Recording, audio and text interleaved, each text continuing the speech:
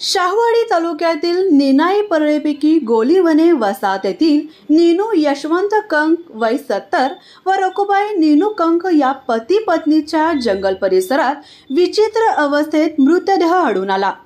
वाघ सदृश प्राण्याच्या हल्ल्यातच या दाम्पत्याचा मृत्यू झाल्याचा दावा स्थानिक नागरिकांकडून केला जातोय, तर कोणत्याही वन प्राण्यानं हा हल्ला केला नसल्याचा दावा वन विभागाकडून केला जातोय।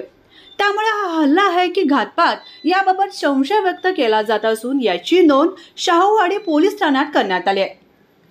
घटनास्थळावरून मिळालेल्या माहितीनुसार निनाई परळीपैकी गोलीवने वसाहतीतील नीनू कंक यांचे गावापासून काही अंतरावर साध्या पद्धतीचं पालापासून तयार केलेलं छप्पर आहे।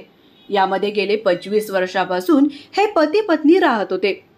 ते आपल्या उदरनिर्वाहासाठी शेळी पालन करत होते। दिवसभर धरण परिसरात बकऱ्या शेळ्या चारावयाच्या व रात्री या छपरामध्ये बांधून त्यांच्या सोबतच हे पती पत्नी राहत होते। या छपरापासून काही अंतरावरच त्यांचा मुलगा राहत होता। नेहमीप्रमाणे हे दाम्पत्य आपल्या शेडमध्ये होते। शुक्रवारी मध्यरात्रीच्या सुमारास या दाम्पत्यावर हल्ला झाल्याची घटना रविवारी सकाळी उघडकीस झाली। या घटनेनंतर गावामध्ये खळबळ माजली असून या दाम्पत्यावर हल्ला झाला की घातपात झाला याची चर्चा सर्वत्र सुरू आहे।